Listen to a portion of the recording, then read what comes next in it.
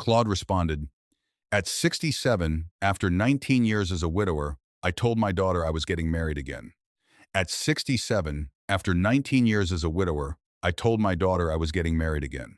Deborah smiled and said, "That's wonderful, Dad, but before the wedding, you'll need to sign the cabin, your pension, and the brokerage account over to Mark and me, just to keep things simple."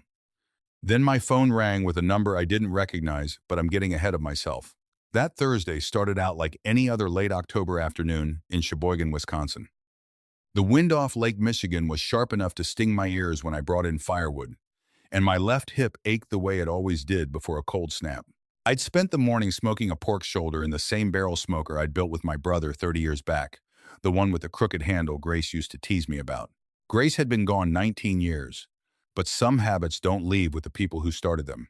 I picked up a six-pack of the good root beer from the gas station, the kind Deborah's husband Mark always pretended not to like and then drank 3 of. I'd also grabbed a coleslaw kit because I never could get the dressing right on my own. Linda offered to help me pick out a bottle of wine for the table, though she wasn't planning to come to dinner that night. I wanted to tell Deborah and Mark myself, without anyone else in the room. Some things still felt like they belonged to a father and his daughter alone. Mark's truck pulled into my driveway around 6, headlights cutting through the dark early because the clocks had just changed. He left the engine running for a second longer than he needed to while Deborah checked her phone in the passenger seat. When they came inside, Mark handed me a 12-pack of the fancy craft beer I never bought for myself. "Thought you could use something better than that root beer, old man," he said, laughing at his own joke the way he always did. Deborah hugged me and set her purse down on the chair at the end of the table, the one that used to be Grace's spot. I noticed it, the way I always did, and told myself it didn't matter. A chair is just a chair after 19 years. Dinner started easy enough. Mark talked about a deer he'd missed on opening weekend of bow season. Deborah told me their son Tyler had made the honor roll again, and I asked if he still wanted to be an engineer like he'd told me at Christmas. "He's already looking at colleges," Deborah said, and for a second I let myself feel proud of that, like it was still simple to feel things without complications attached. The television in the other room murmured low, some rerun of a game show neither of us was watching. My furnace kicked on with its usual rattle. For a few minutes I actually thought I'd worried over nothing. Then I set my fork down. "I've got some news," I said. Mark looked up first. "You finally selling that old fishing boat?" "No," I said. "You should," he said. "It's been sitting under a tarp for 6 years. I ignored him and looked at my daughter instead. "I asked Linda to marry me," I said. Deborah went still. Not dramatically, just quiet enough that I could hear the refrigerator humming in the kitchen. Mark glanced at her before he looked at me. Then he smiled, but it took him a beat too long to get there. "Well," he said, "congratulations, Dad." He reached across the table and shook my hand like we were closing a business deal instead of celebrating something. Deborah asked when it happened. "Last weekend," I told her. "We walked along the harbor in Manitowoc, had dinner at that Italian place she likes, and she said yes." "That's wonderful," Deborah said, but her fingers had stopped turning her wine glass by the stem. Mark leaned back in his chair. "When's the wedding?" he asked. "Springtime," I said. "Small ceremony at the Lutheran church. Nothing fancy." "Have you two talked about a prenup?" he asked. There it was. Not congratulations. Not are you happy. A prenup. "We've discussed it," I said. Deborah folded her napkin very carefully, the way she used to fold her school papers when she was nervous about a grade. "That's smart," she said.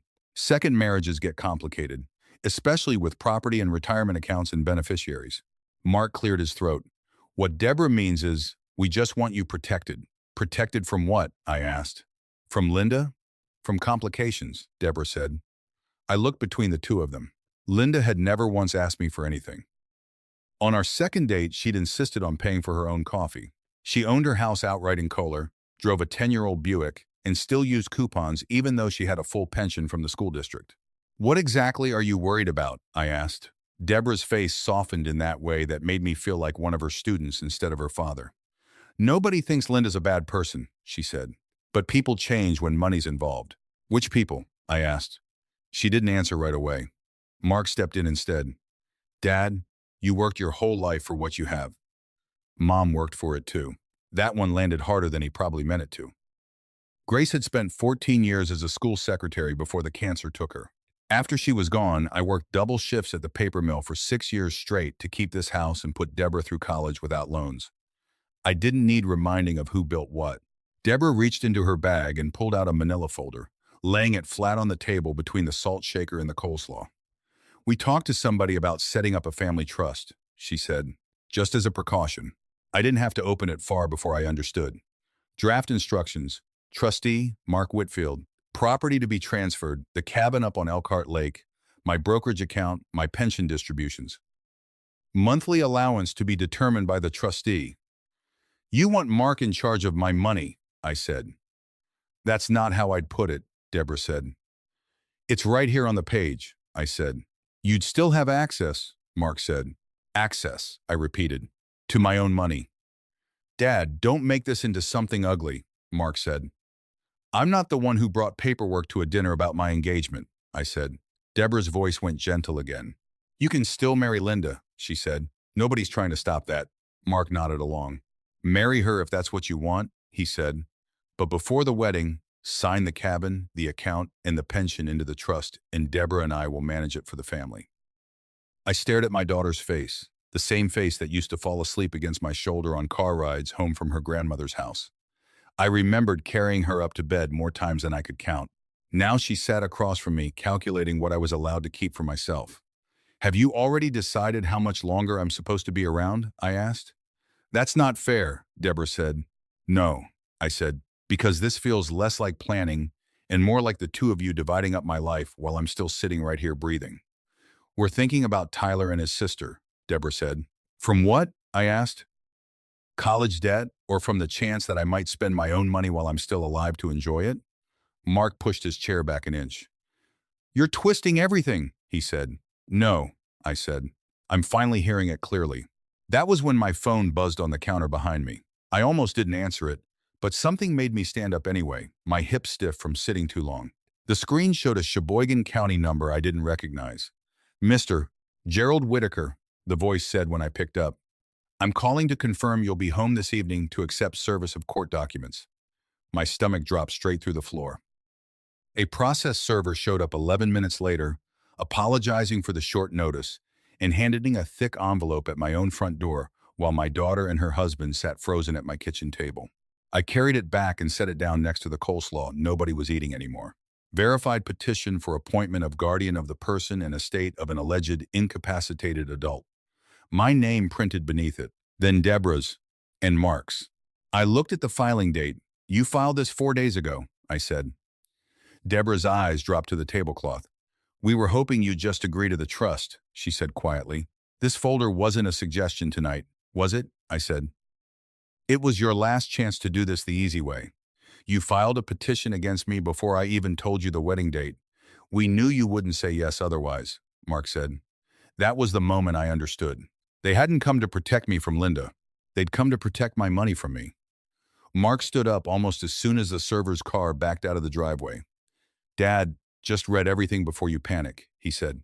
"Panic," I repeated. "I know how this looks," he said. "No," I said quietly. "I really don't think you do."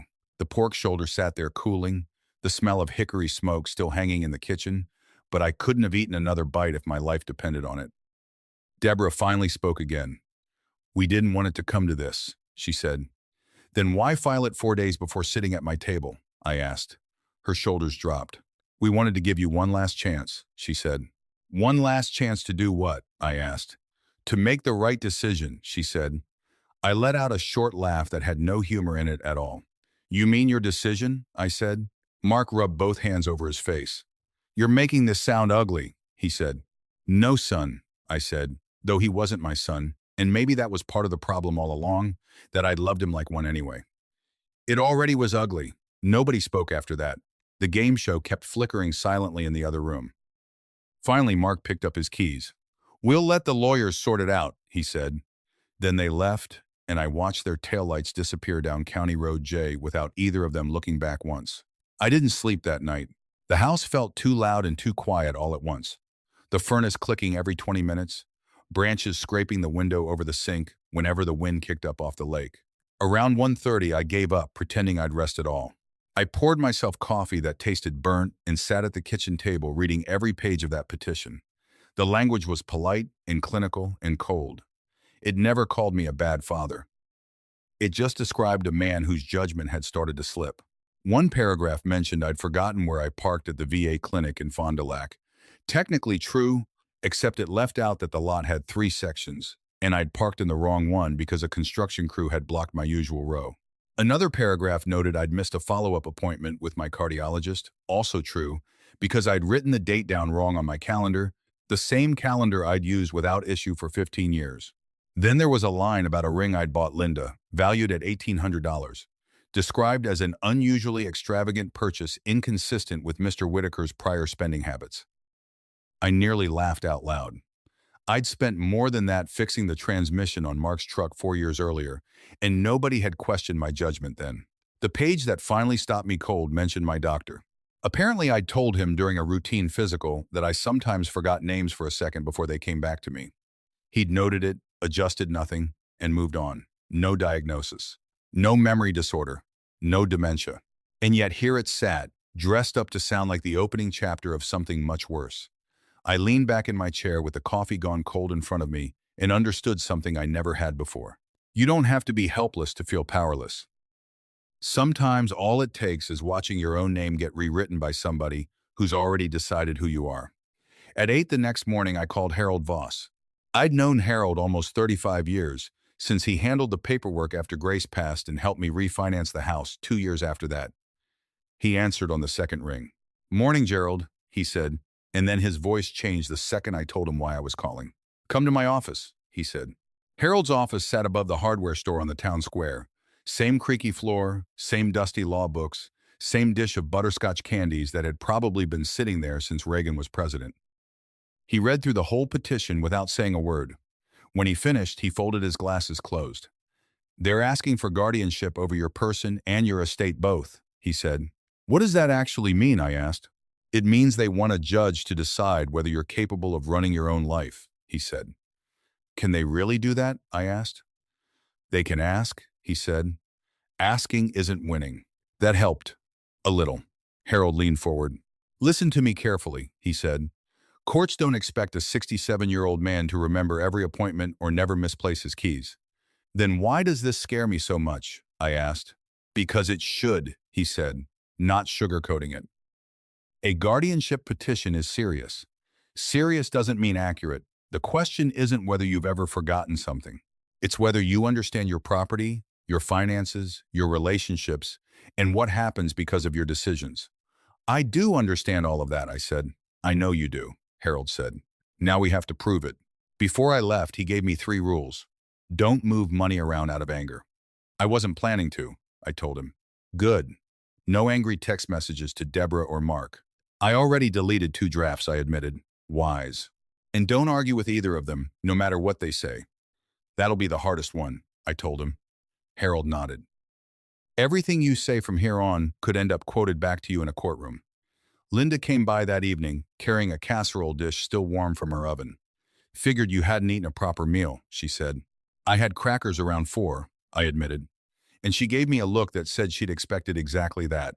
We sat on my back porch with the lake wind cutting through our jackets while the sun dropped behind the tree line. I handed her the petition, and she read every page slowly. When she reached the part suggesting she might be influencing me financially, her eyes filled up. I'm so sorry, she said. You didn't write it, I told her. But I'm the reason they're doing this, she said. No, I said. Yes, she said, looking down at the papers in her lap. If we weren't getting married, none of this happens. I reached for her hand and she gently pulled it back instead. Maybe we should wait, she said. For how long? I asked. A year, maybe, she said. What if they still object in a year? I asked. She didn't answer. What about 2 years? I asked. Still nothing. 5? I asked. Her eyes filled again. I don't want to be the reason you lose your daughter, she said. Those words hit harder than the petition had, because she meant every one of them. I walked to the porch railing and looked out at the old apple tree Grace and I had planted the year Deborah started kindergarten.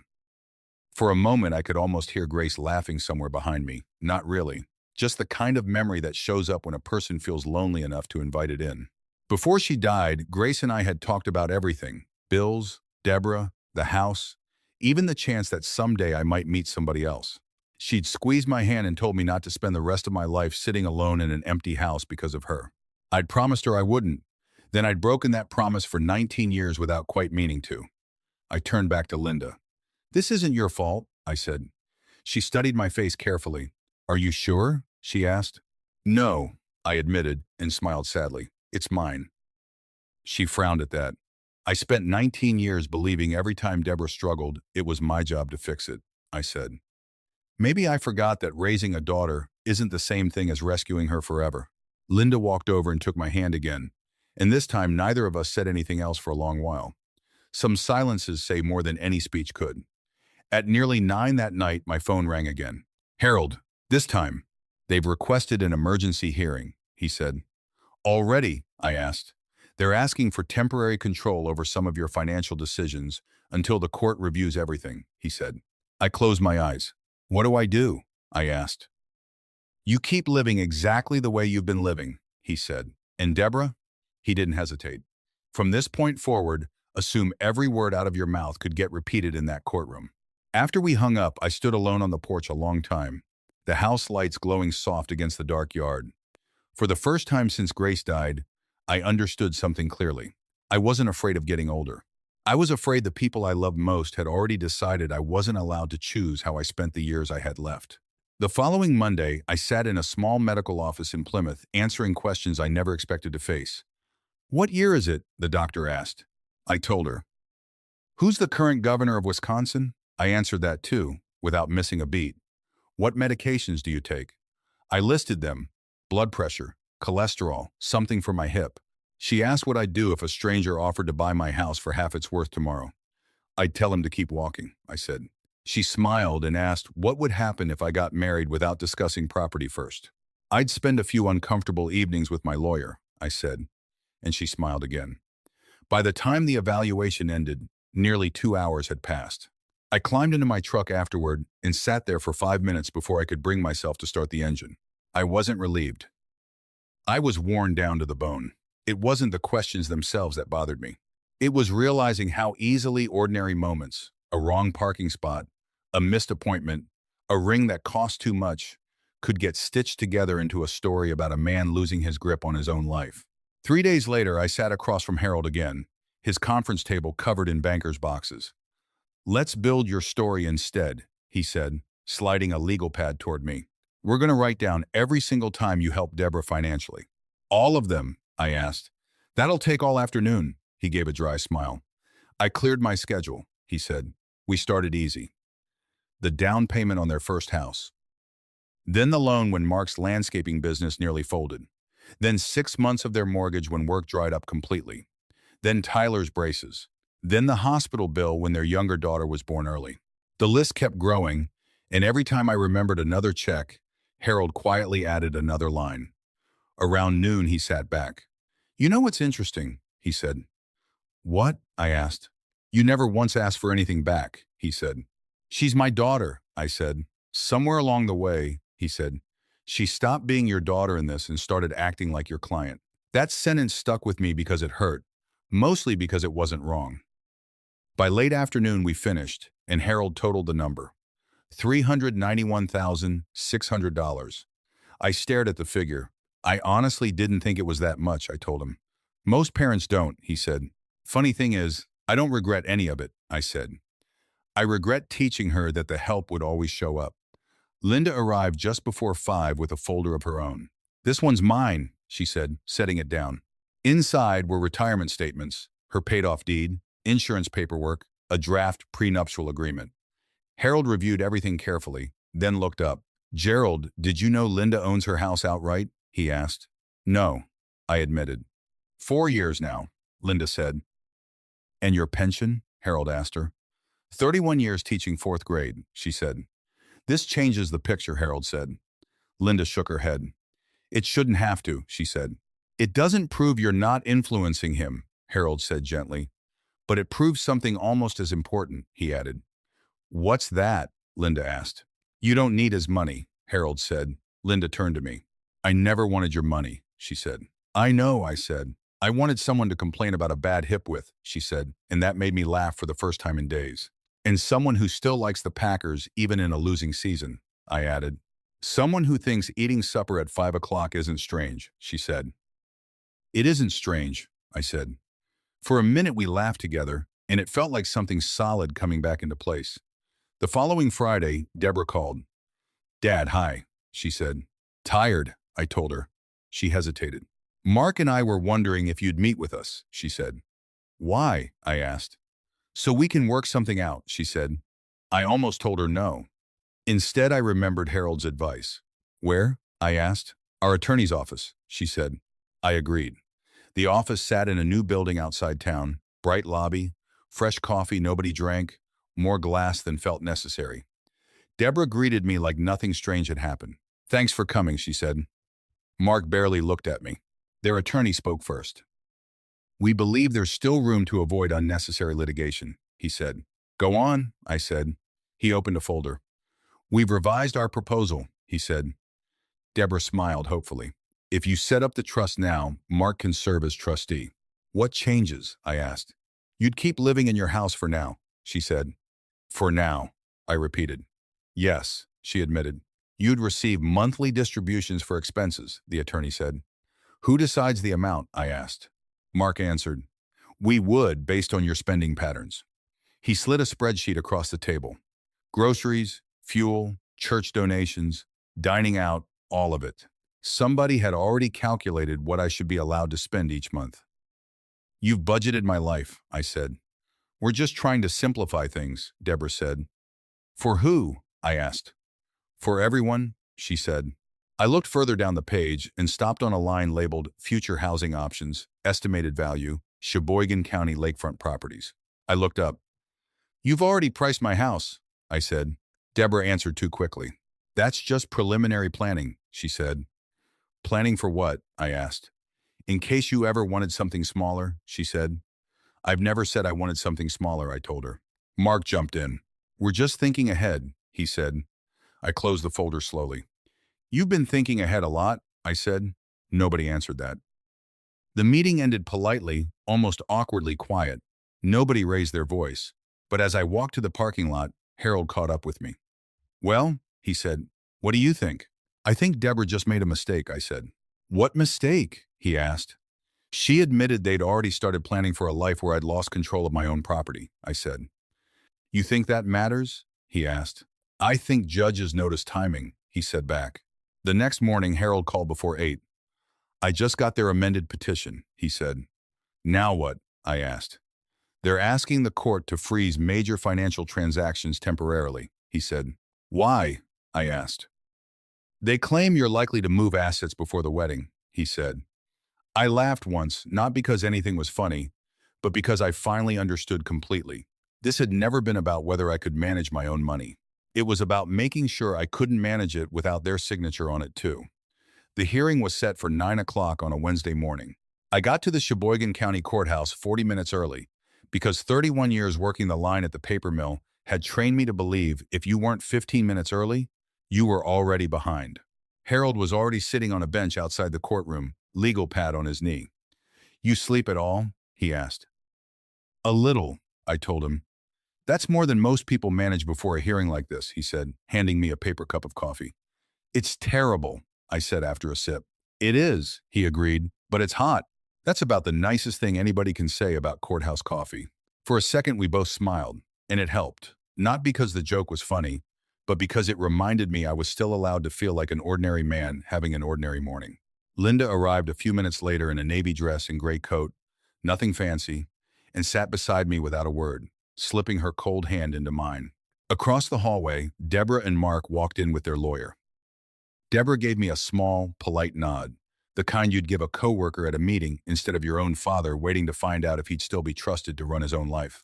Judge Rosalind Iverson entered exactly on time, and everyone rose. After a few routine matters, our case was called. Mark and Deborah's attorney went first, speaking calmly and respectfully, careful to note that nobody was accusing me of being a bad man. This petition exists only to protect Mr. Whitaker during a period of major life change, he said, before listing the ring, the missed cardiology appointment, the wrong parking lot, the note about forgetting a name during a physical. Each detail sounded harmless alone. Stacked together, they were presented as a pattern. Then Harold stood, walked to the lectern without any theater to it, and said, "Your Honor, growing older does not make a man incapable. It makes him older." He submitted the independent cognitive evaluation, and the judge read it quietly for several minutes before looking up. "Mr. Whitaker," she said, "please come forward." I was sworn in, and she asked the first question herself. "Can you describe your current sources of income?" she asked. I explained my pension from the mill, my retirement savings, Social Security, occasional handyman work for a neighbor down the road. "And who manages those funds?" she asked. "I do," I said. "Have you asked Linda Kowalski to manage any of your finances?" "No," I said. "Has she ever asked to?" "Never," I said. Deborah's attorney approached next. "Mr. Whitaker, did you purchase a ring for Miss Kowalski worth roughly $1,800? "I did," I said. "Why?" "Because I love her," I said. A few soft smiles moved through the room. "Would you agree that's more than you've typically spent on gifts?" he asked. "Yes," I said. "Why the change?" I shrugged. "Because I'm 67 and I finally met somebody worth celebrating after 19 years alone." Silence settled over the courtroom. He changed direction. "You've forgotten appointments before," he said. "Yes," I said. "You've parked in the wrong lot before?" "Once," I said. "You mentioned occasional memory lapses to your doctor?" "Momentary ones, yes." "So you admit to memory problems?" he pressed. "No," I said, looking straight at him. "I admit to getting older. If forgetting one parking row means I lose the right to run my own life, half the men at the diner on Saturday morning should be standing here beside me."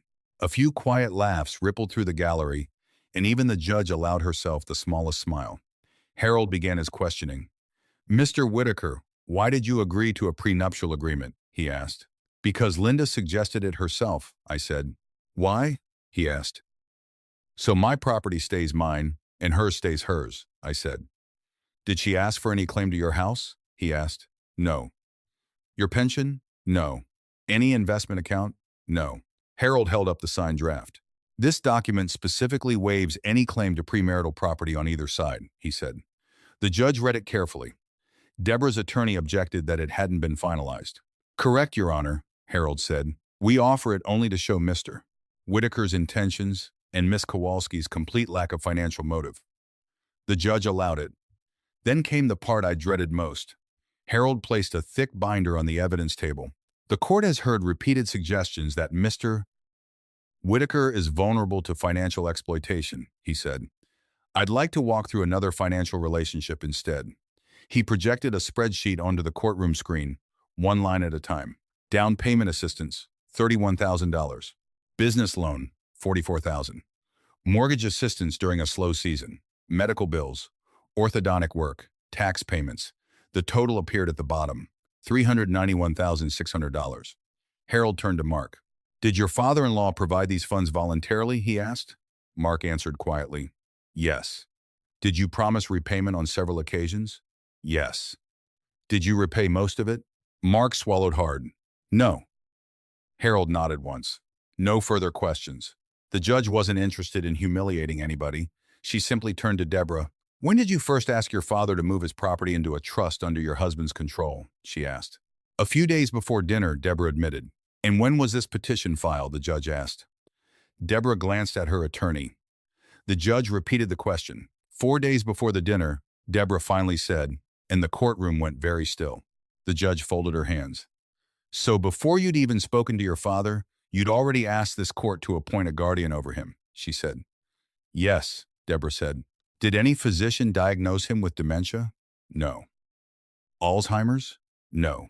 "Any condition preventing him from understanding his own finances?" "No." The judge looked down at the file. "Has Mr. Whitaker failed to pay his taxes?" "No." "Lost money to a scam?" "No." "Failed to understand what he owns?" "No." She looked straight at Deborah. "Then what exactly changed?" she asked. Deborah opened her mouth, and nothing came out. Harold called one last witness, a local realtor, who testified that Deborah had contacted her weeks earlier requesting an estimated market value on my house. Deborah explained it had only been preliminary. The judge accepted that without argument, then asked one simple question. "Mrs. Whitfield, had your father ever told you he wanted to sell that house?" "No," Deborah admitted. Then why start pricing it before he'd made that choice? Deborah had no answer, and the silence spoke for her. Judge Iverson recessed for 15 minutes, the longest 15 minutes of my life. When she returned, she spoke plainly. The court finds insufficient evidence that Mr. Gerald Whitaker lacks capacity to manage his personal or financial affairs, she said. The request for temporary guardianship is denied. The petition is dismissed. I closed my eyes, not from winning, but because for the first time in weeks I could finally breathe all the way down. Outside the courtroom, Deborah caught up with me near the elevator. "Dad," she said. I turned to face her. "We were scared," she said. I looked at her a long moment. "You were scared I might spend my own money," I said. Her shoulders dropped. "You never once stopped to ask whether treating me like I couldn't be trusted with my own life might cost you your father," I said. She tried to speak again, and I raised my hand gently. "Not today," I said. Linda slipped her arm through mine, and together we walked out into the cold November air. Colder than when we'd gone in, but somehow I felt lighter than I had in weeks. The wedding was supposed to happen 2 weeks after the hearing. Instead, Linda and I pushed it back 6 weeks, not because either of us had changed our minds, but because I needed time to remember my life still belonged to me. For almost a month, every ringing phone made my stomach clench. Every trip to the mailbox felt like walking toward bad news. I never imagined defending my right to remarry would leave me more exhausted than 31 years on the mill floor ever had. Linda never pushed. Some evenings she'd bring over her dog, a scruffy old beagle named Biscuit who slept on my feet whether I invited him or not. Other days we just walked the trail along the Sheboygan River without talking much at all, and the silence felt different now, earned instead of empty. We married on a quiet December afternoon at the Little Lutheran Church in Kohler. 30 guests, maybe less. Harold came with his wife. A couple of my old mill buddies showed up in their good flannel shirts. Linda's sister brought 3 kinds of homemade pie for the reception in the church basement. Roast chicken, scalloped potatoes, green beans, nothing fancy, just an old record player spinning songs neither of us needed to be told the words to. Halfway through the meal, Linda leaned close and whispered, "You know something?" "What?" I asked. "This is exactly the wedding I hoped for," she said. I looked around at people laughing too loud near the dessert table, coffee brewing in the church kitchen, nobody thinking about property or inheritance or trust funds. For a few hours, we were just 2 older people starting another chapter, and that was more than enough. Deborah wasn't there. I thought about her more than once that day, reached for my phone twice, and put it back in my pocket both times. Love doesn't disappear just because somebody hurts you, but forgiveness doesn't run on anybody else's calendar either. The following week, Harold called me back to his office. One last piece of business, my updated estate plan. This time I wasn't reacting out of anger, and that mattered. "What do you want your estate to accomplish?" he asked. "Not who gets what, but what you want it to accomplish." I thought about that for a long while before I answered. "I want to help people," I said finally. He waited. "I want Linda taken care of if I go first," I said, and he made a note. "I want my grandchildren to have real opportunities," I added, and he noted that too. "But I don't want money turning into another excuse for somebody to stop taking responsibility for their own life," I said. "So what are you thinking?" Harold asked. "I don't want Mark managing anything," I said. "That can be arranged," he said. "I don't want Linda ever worrying about where she'll live," I said. "We'll grant her the right to stay in the house as long as she wants," he said. "After that," I said, "the house gets sold and the money goes into a trust for the grandkids." "With conditions," Harold asked. "Education, medical needs, a first home someday," I said. "But nobody, including Deborah or Mark, gets to treat it like a bank machine." Harold smiled. "I like that," he said. "So do I told him. When I signed the papers, I didn't feel like I was punishing my daughter. I felt like I was finally drawing lines I should have drawn years earlier. About 6 weeks after that, Deborah called. "Dad?" she said, her voice smaller than I remembered it. "Tyler's car broke down, the transmission, and I don't know what to do." For 19 years, I knew exactly what came next in that conversation. I'd ask how much, she'd apologize, and I'd write a check before we hung up. Instead, I asked, "Have you gotten an estimate?" "About 2,800, she said. "That's rough," I said. Silence. "Can you help us out?" she finally asked. I closed my eyes. My first instinct was the old one. Fix it, make it disappear. Hand her the number and feel useful again. Instead, I took a slow breath. "I can't do that," I said. She didn't answer right away. I'll help Tyler compare repair shops if he wants, I offered. Still, nothing. But I'm not paying for it, I said. A long pause. Then quietly, I understand, she said, and we hung up. I sat in my recliner staring at nothing for a long while afterward. It felt terrible, and somehow it also felt like the first honest thing I'd done for her in years. Almost 4 months after the hearing, I was out back replacing a rotted post on my fence when another truck pulled into the driveway. Mark climbed out carrying a toolbox I hadn't asked for. He walked into the yard without much to say at first. "You still using that old post hole digger?" he asked. "Still works," I said. "So does this one," he said, holding up his own. For a few awkward seconds, neither of us moved. Finally, he said, "Figured you could use another pair of hands." We spent almost 3 hours resetting fence posts, mostly quiet, occasionally talking about the weather, the Packers, nothing important, everything important. When we finished, I looked down the new straight line of posts. "Looks better," I said. Mark nodded. "Yeah," he said. He started packing up his tools, then stopped. "Dad," he said, which he'd never once called me before. "I've been seeing somebody, a counselor," he said. I looked at him. "She asked me something last week," he said. "What?" I asked. "She asked why I kept calling your money our future," he said. I didn't know how to answer her at first. I waited. Then he said, "She told me something I don't think I'll ever forget." "What was it?" I asked. "She said an inheritance is a gift, not a retirement plan." Neither of us said anything for a while. "I convinced myself I was protecting Deborah's future," he said finally. I shook my head slowly. "Deborah's mother never called this stuff a future," I said. "It became one anyway," he admitted. I stepped closer. "After Grace passed," I said, "this became the life I kept building with my own two hands." His eyes filled up. "I'm sorry," he said, and there were no excuses hiding behind it this time. No blaming Deborah, no blaming fear. Just two plain words. I believed he meant them. Did that undo everything? No. Trust doesn't grow back overnight just because somebody apologizes. But for the first time in months, I saw my son-in-law standing there instead of the man who'd sat across from me at that dinner table with a folder full of my own life inside it. I walked toward the house. "You hungry?" I asked. He looked surprised. "I've got leftover pulled pork from the smoker," I told him. A slow smile crossed his face. "Haven't had your smoked pork in years," he said. "I know," I said. Inside, I warmed up 2 plates while he sat at the table, and we didn't talk about court dates or trusts or money, not that evening. Some conversations deserve more than one sitting to finish properly. Looking back on all of it now, I don't think the real lesson was about money at all. It was about boundaries. For 19 years, I believed loving my daughter meant rescuing her from every hard thing life threw her way. What I finally learned at 67 is that real love sometimes means stepping back, telling the truth, and letting another grown adult carry the weight of their own choices for once. Linda says our marriage didn't really start on our wedding day. She says it started the afternoon I stopped apologizing for wanting a life of my own. So to anyone out there, son or daughter, husband or wife, listening to this and nodding along because you've lived some version of this yourself, I hope you know you're not sitting with this alone. Sometimes protecting your own peace is the kindest thing you can do for everyone at that table, even on the nights when it doesn't feel that way at all. Claude responded, "Loving someone doesn't mean carrying their weight forever.